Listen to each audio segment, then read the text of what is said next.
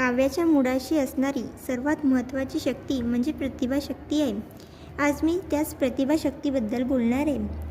प्रतिभाशक्ती ही एक नैसर्गिक शक्ती आहे, असे 7व्या शतकातील दंडीचे मत होते. ही शक्ती म्हणजेच कवित्वाचे बीज आहे, असे 18व्या शतकातील वामन आणि 11व्या शतकातील मिमट याचे मत होते.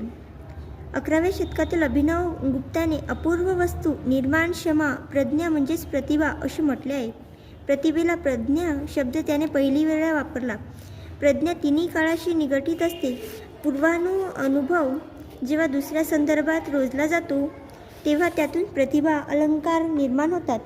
प्रतिभेचे स्वरूप त्रिकालदर्शी असते, असे 12व्या शतकातील हेमचंद्राने प्रतिभेला प्रज्ञा म्हणजेच प्रतिभा असे म्हटले जाते.